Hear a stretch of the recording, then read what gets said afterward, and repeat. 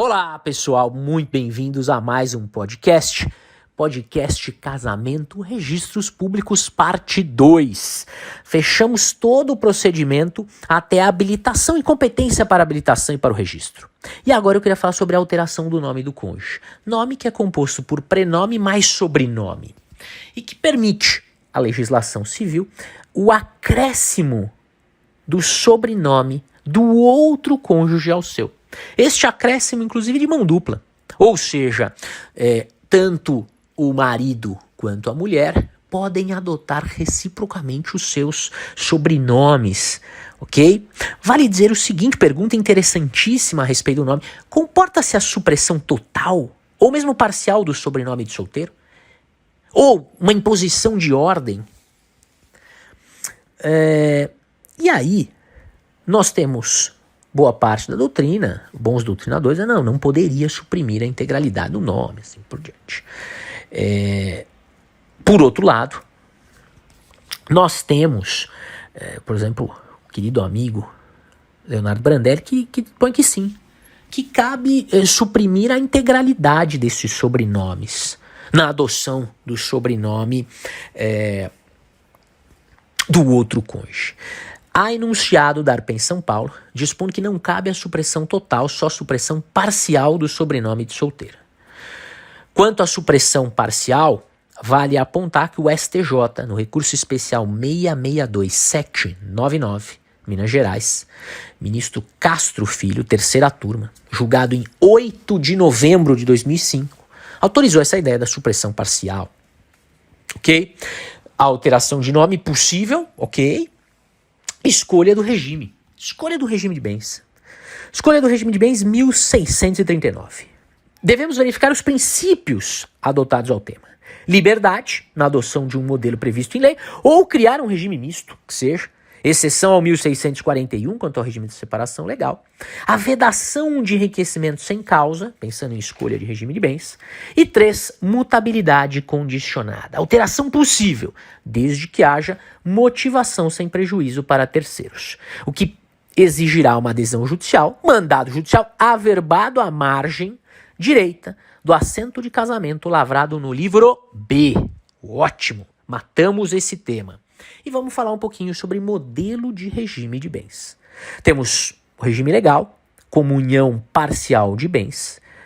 A adoção deste regime ela é automática, salvo as hipóteses excepcionais da lei, mas é adotado por excelência.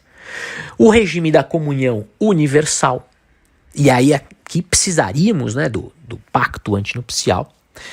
Regime de separação de bens, convencional, legal ou obrigatória, convencional ou a legal obrigatória, 1641, dispondo que cabe o pacto antinupcial, ou melhor, cabe pacto antinupcial para afastar a incidência da súmula 377 do STF, no regime de separação obrigatória. Também é importante essa compreensão. Fechadas as ideias em relação a regime de bens de maneira muito rápida, celebração de casamento e espécie de casamentos válidos para a gente matar essa nossa parte 2. Celebração de casamento nas dependências do RCPN, 2 testemunhas. Em edifício particular, prédio particular, 4 testemunhas. Ok?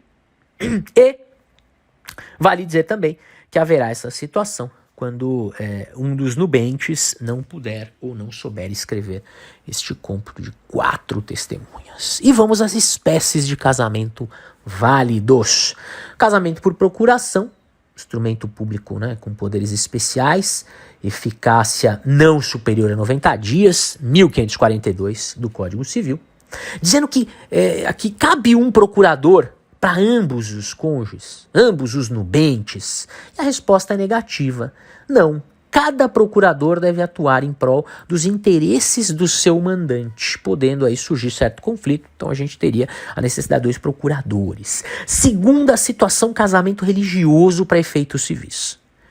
Casamento religioso, contraído perante a autoridade religiosa, que vai também dispor nos mesmos modos do 1535, não é isso? Declaro casados, essas pessoas estão felizes, uma está de branco, a outra está de preto. Eu sei que muitas vezes a pessoa que está de preto, e quando está de preto a gente vai, né, em alguns eventos mais tristes, normalmente são eventos bem tristes, que a gente está de luto, mas não é isso, não é só uma impressão que vocês podem ter, uma impressão equivocada, tá bem? Mas é um momento muito feliz, casamento religioso e feitos civis, ok? Contraído perante a autoridade religiosa, observância do 1535, na fala da autoridade religiosa, celebrante.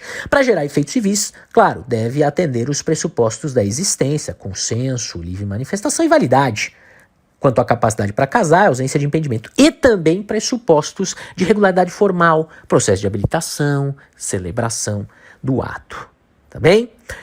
Outro ponto, casamento por procuração legal, casamento religioso para efeitos civis, conversão de união estável em casamento, dispondo que haverá o processo de habilitação para essas situações, ok? Casamento sob moléstia grave e casamento no compatível, valendo a verificação, casamento sob moléstia grave, a leitura do 1539, casamento sob moléstia grave, né? Bem como o item 89, capítulo 17 das normas de serviço da Corregedoria Geral da Justiça de São Paulo, e o casamento no compatível, sendo indispensável a leitura do 1540 a 1542. Lembrando que no casamento não compatível, né, nesse risco de morte sem habilitação, há a necessidade da presença de 6 testemunhas sem grau de parentesco, fácil de achar.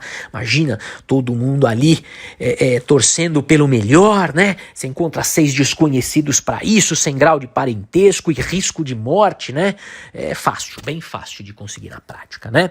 Casamento putativo, casamento nulo ou anulável, né? Mas contraído de boa fé por um ou até mesmo por ambos os cônjuges, né? E a última das situações que eu gostaria de deixar para vocês, o casamento consular entre brasileiros no estrangeiro, no consulado, e casamento de estrangeiros no Brasil perante a autoridade consular. Ok? Parte 2, casamento RCPN. Tá aí, gente. Muito obrigado. Ótimos estudos e um grande abraço.